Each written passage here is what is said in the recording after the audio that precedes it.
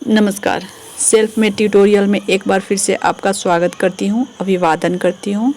आज के lecture series में आप देखेंगे अलाउद्दीन खिलजी की प्रशासनिक व्यवस्था। ये टॉपिक है मध्यकालीन इतिहास से लिया गया है। जैसे कि आप जानते हैं, मध्यकालीन इतिहास को दो भागों में बांटा गया है, सल्तनत काल और मुगल काल। तो अभी आप लोग देख रहे हैं, पढ़ रहे हैं सल्तनत काल। तो सल्तनत काल से रिलेटेड जो टॉपिक था, सल्तनत काल के जो वंश थे वो था सब पहला वंश गुलाम वंश, दूसरा खिलजी, तीसरा तुगलक, चौथा सैयद और लोदी। तो आपने अभी तक कुतुबुद्दीन ऐबक और इल्तुतमिश के बारे में आपने पढ़ा और देखा। आज अलाउद्दीन खिलजी के बारे में आप लोग पढ़ेंगे।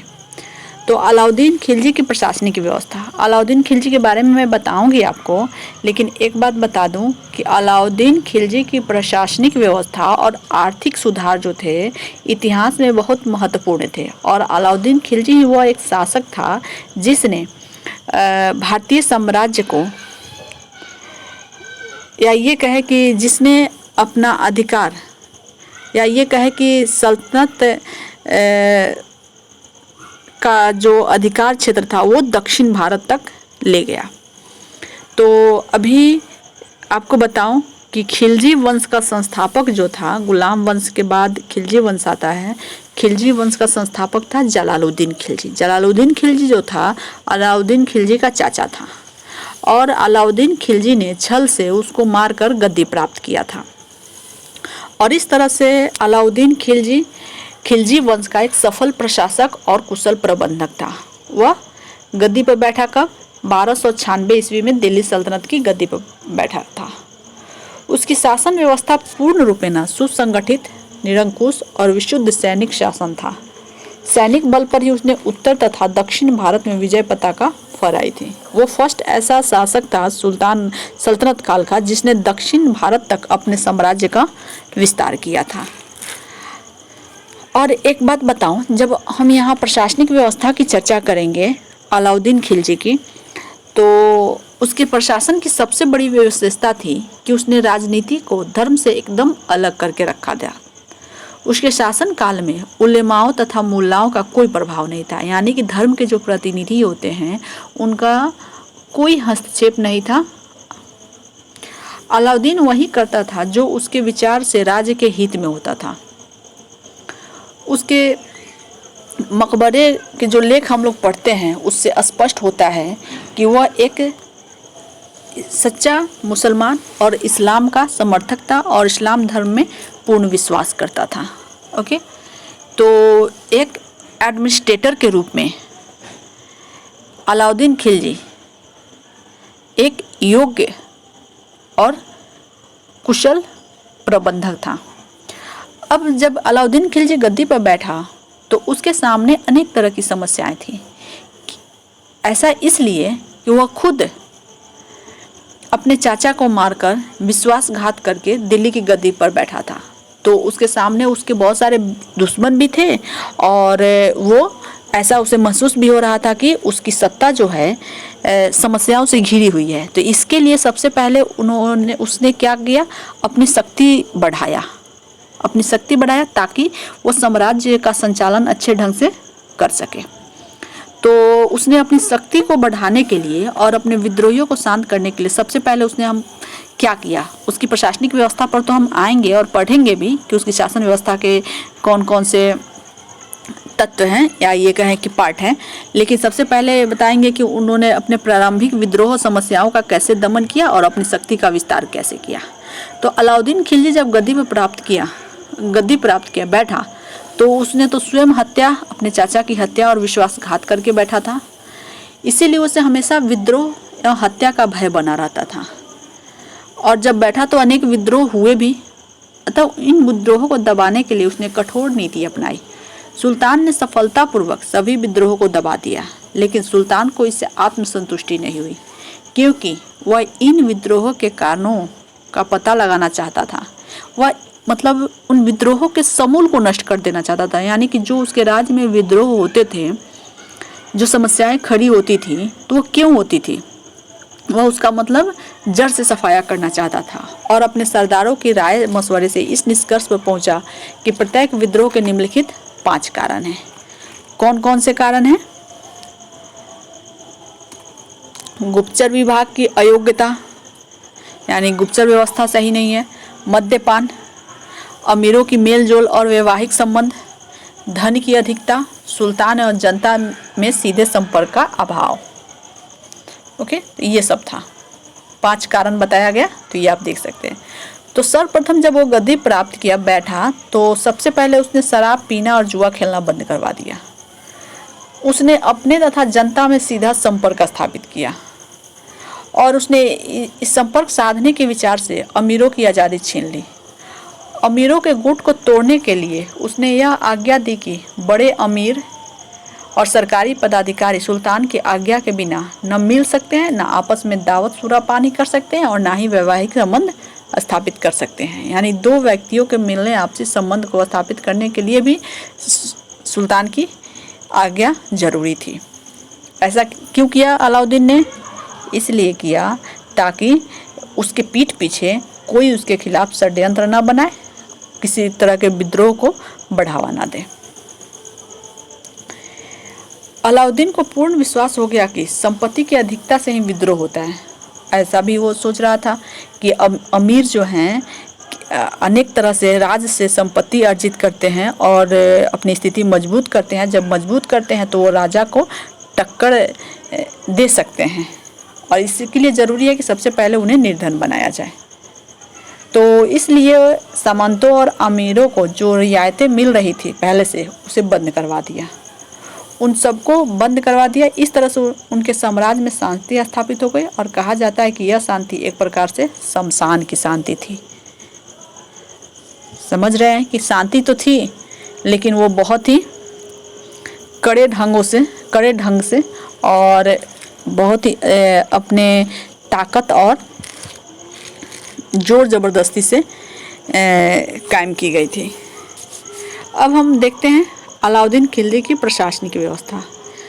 हाँ, एक बात मैं आपको बता दूं कि यह अलाउद्दीन खिलजी वही अलाउद्दीन खिलजी है जो अभी कुछ साल पहले पद्मावत मूवी आई थी, आपने देखा भी होगा, अलाउद्दीन खिलजी, जिसमें रणवीर सिंह, दीपिका पादुकोण जो कैरेक्टर थे।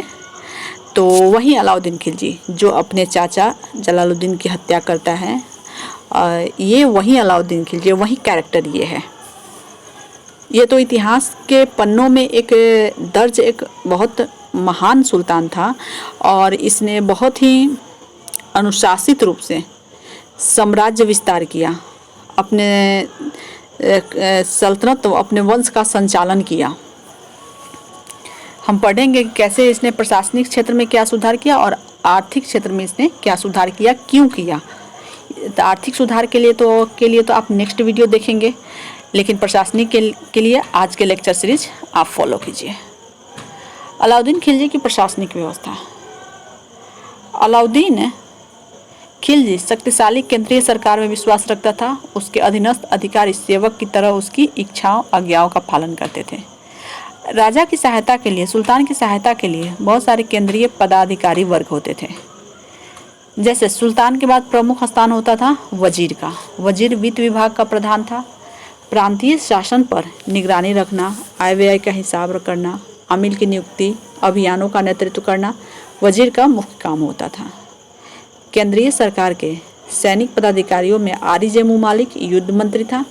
बख्शी फौज सैनिकों को वेतन देता था। काजी उल कुजात न्याय विभाग का प्रधान था। बाजार नियंत्रण व्यवस्था के प्रमुख केंद्रीय पदाधिकारी दीवाने रियासत एवं सहना मंडी थे। अमीर कोही जो था वो कृषि विभाग का प्रधान अधिकारी था। कोतवाल जो था केंद्र सरकार का अधिकारी था। सैनिक एवं असैनिक अधिकारियों के बीच अधिकार एवं दायित्व की कोई सीमा रेखा नहीं थी। ओके, ये तो थे केंद्रीय पदाधिकारी और इसके अधीन प्रांतों के पदाधिकारी कार्य करते थे। प्रांतीय शासन। अलाउद्दीन खिलजी का साम्राज्य शासन की सुविधा की दृष्टि से 11 सूबों में बटा था। अलाउद्दीन का साम्राज्य कितने सूबों में बटा था? 11 सूबों में। उसका प्रधान, सूबे का प्रधान सूबेदार कहलाता था। प्रांतीय स्तर पर सूबेदार राजा की तरफ प्रमुख पदाधिकारी और प्रधान न्यायाधीश होता था। वह राजा की तरह दरबार लगाता था, प्रांतीय लगान वसूल करता था, प्रांतीय व्यय को काटकर शेष राशि शाही खजाने में जमा करवा देता था। और इस तरह से अब आते हैं प्रांतीय शासन से परगना, नगर तथा गांव का प्रबंध। सबसे पहले केंद्र, प्रांत, परगना, नगर तथा गांव का प्रबंध। सूबा परगनों में बटा था, उसका प्रमुख अधिकारी चौधरी था या आमिल। गांव सबसे छोटी इकाई थी, शासन की सबसे छोटी इकाई क्या थी? गांव। और इसके अधिकारियों में पटवारी तथा चौकीदार प्रमुख थे। पंचायत द्वारा मुकदमों की सुनवाई होती थी। जैसे अभी भी फिलहाल गांव में पंचायतों के द्वारा ही दो लोगों के बीच के झगड़े सुलझाए जाते हैं, वैसे उस समय भी होता था। अब हम देखते हैं सैनिक संगठन। किसी भी साम्राज्य विस्तार के लिए सैन्य संगठन का होना, मजबूत होना बहुत जरूरी है। तो हम देखेंगे कि इसके सैन्य संगठन में इसने क्या सुधार किया था, जिसके बल पर इसने उत्तर से दक्षिण तक के राज्यों पर अपना साम्राज्य स्थापित किया था। सेना राज्य की शक्ति होती है। अलाउद्दीन सेना के बल पर ही एक विशाल साम्राज्य स्थापित किया था और सेना पर उसका पूरा नियंत्रण था। वह सैनिकों की भर्ती योग्यता के आधार पर करता था। उसके सैनिक बड़े ही सबल, स्वामीभक्त और अनुशासित थे। उसने अपनी सेना को सफल बनाने के लिए सैनिक अफसरों को निजी सेना रखने की प्रथा बंद कर दी। वह सैनिकों को राजकोष से वेतन देता था, यानी कि पहले सैनिकों को उचित वेतन नहीं दी जाती थी, वेतन के बदले में भूमि का टुकड़ा दिया जाता था, लेकिन इसने ये सारी प्रथाओं को बंद कर दिया। अलाउद्दीन स्वयं सैनिकों और उनके घोड़ों का निरीक्षण किया करता था। सैनिक भ्रष्टाचार को रोकने के लिए उसने घोड़ों के हुलिया और दाग की प्रथा प्रचलित की। घोड़े की हुलिया और दाग का मतलब होता है वो घोड़े के पीठ पर एक ऐसा ठप्पा लगाते थे, दाग लगाते थे, ताकि कोई भी सैनिक प्रांतपति जो हो एन मौके पर यानी युद्ध के समय घोड़े को बदल ना सके, ताकि इस तरह के भ्रष्टाचार को रोका जा सके। सेना के लिए व्यय में बचत करने के लिए उसने समस्त सस्ते बाजारों का समुचित प्रबंध किया, यानी सेना को वेतन देता था और उस वेतन में नगद वेतन देता था, तो उस वेतन में उसके सारी आवश्यकता पूर्ति हो जाए, इसके लिए उसने एक बाजार संगठित किया और बाजार में सभी वस्तुएं सस्ती मिलती थी। इस तरह से सैनिक व्यवस्था तो बहुत अच्छी थी और उसी के बल पर उसने मंगोलों के आक्रमणों से भी देश की रक्षा करने में सफल हुआ। वह अपने सैनिकों को उत्तम वेतन देता। सैनिक व्यवस्था का अध्यक्ष दीवान अर्ज होता था। अब हम आते हैं न्याय प्रणाली। अलाउद्दीन खिलजी के राज में न्याय का समुचित प्रबंध था। न्याय सबों को उचित स्थान पर मिल जाया करता था। उस समय पेशेवर वकील रखने की प्रथा नहीं थी। न्याय के नियम धर्म पर आधारित था। न्याय का कार्य काजी अथवा न्यायाधीश ही करता था। न्यायाधीशों को न्याय कार्य में मदद पहुंचाने के लिए प्रत्येक नगर में कोतवाल रहा करता था, जिसका प्रमुख काम था चोर, डकैत, बदमाश, लुटेरों को पकड़कर पुलिस की सहायता करना। नैतिक कार्य करने वालों को, अनैतिक कार्य करने वालों को भी पुलिस पकड़कर न्यायालय में लाती थी। दंड व्यवस्था इतना कठोर था, यानी जो न्याय दी जाती थी इतना कठोर था कि साधारण अपराध के लिए भी कड़े से कड़े दंड दिए जाते थे, यहाँ तक कि मृत्यु दंड भी दिया जाता था। इस कारण से वो उसकी न्याय व्यवस्था का ही सफलता का परिचय था कि सर्वत्र उसके राज्य में शांति थी। अब हम आते हैं गुप्तचर व्यवस्था। अलाउद्दीन खिलजी के प्रशासन की मुख्य रीढ़ गुप्तचर व्यवस्था। गुप्तचर विभाग जो होता है किसी भी प्रशासन की आंखें होती है।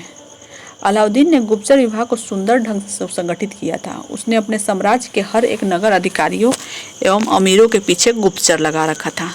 झूठी खबर की सूचना एवं समय पर खबर न देने वाले गुप्तचर को कठोर से कठोर दंड दिया करता था। उसके गुप्तचर इतना चौकन्ना रहा करते थे कि एक घटना की खबर कई गुप्तचर ठीक समय पर दे दिया करते थे। परिणाम स्वरूप राज्य में विद्रोह एवं षड्यंत्रों का अभाव हो गया। ओके, तो गुप्तचर व्यवस्था उसका सफल था। डाक प्रथा, उसके समय में डाक प्रथा भी, डाक सेवा की भी व्यवस्था थी। सुल्तान की आज्ञा और नियमों का पालन करवाने में डाक सेवा का योगदान महत्वपूर्ण था। इस तरह से आप देखें कि किस तरह से प्रशासनिक व्यवस्था को उसने मजबूत किया। तो आपको समझ में आ गई होगी कि अलाउद्दीन खिलजी गद्दी पर बैठा कब? 1296 ईस्वी में। किन परिस्थितियों में गद्दी पर बैठा? अपने चाचा जलालुद्दीन खिलजी को मारकर गद्दी पर बैठा। गद्दी पर बैठा तो सबसे पहला कार्य क्या किया? उसने राज सत्ता को मजबूत किया। इसके लिए उन्होंने वो कारणों को ढूंढा जिसके कारण उसके राज में बार बार विद्रोह होते हैं। तो उसके लिए उन्होंने 5 ऐसे तत्वों पर प्रतिबंध लगाया जिसके कारण उसके विद्रोह शांत हो गए। फिर उसने शासन में सुधार किया। सबसे महत्वपूर्ण व्यवस्था प्रशासनिक व्यवस्था में वो था दाग और हुलिया रखने की प्रथा, साथ ही अपनी आर्थिक सुधार, राज्य में आर्थिक सुधार। तो आर्थिक सुधार जो पढ़ना है अलाउद्दीन खिलजी के आर्थिक सुधारों पर एक मतलब एक टिप्पणी जो होगा या जो हम वर्णन लेके आएंगे या जो लेक्चर लेके आएंगे वो हमारा नेक्स्ट टॉपिक होगा। इसीलिए आप चैनल को फॉलो करते रहें, आप नेक्स्ट वीडियो देखना ना भूलें। ओके, इसी के साथ ये लेक्चर समाप्त होता है। लास्ट में जो निष्कर्ष हमने लिखा है, तो निष्कर्ष जो होता है आप खुद निकाल सकते हैं कि इन सब को पढ़ने के बाद आप क्या निष्कर्ष निकालते हैं। निष्कर्ष आपके शब्दों में होना चाहिए, इसीलिए हमने यहाँ पे लिखा नहीं है। ऐसा है कि आप निष्कर्ष लिख के कमेंट बॉक्स में आप हमें ज़रूर भेजें, ताकि हम भी देख सकें कि आप जो पढ़ते हैं तो आप पढ़ के आपने क्या समझा, इससे आपने क्या निष्कर्ष निकाला। तो आप हमें ज़रूर निष्कर्ष निकाल के हमें भेजिए। और इस तरह से वीडियो को ज़्यादा से ज़्यादा लाइक कीजिए, शेयर कीजिए। चैनल को अगर आपने सब्सक्राइब नहीं किया तो जल्द से जल्द सब्सक्राइब कर लीजिए। और इस तरह से चैनल को फॉलो करते रहिए, देखते रहिए, समझते रहिए। अपना कीमती टाइम इस तरह से आप दे रहे हैं, पढ़ रहे हैं, इसके लिए आपको बहुत बहुत धन्यवाद। आप अच्छे से तैयारी कीजिए घर बैठे, और आपको ऑल द बेस्ट। आप जो भी पढ़ें आपके लिए फ़ायदेमंद हो। थैंक यू, धन्यवाद।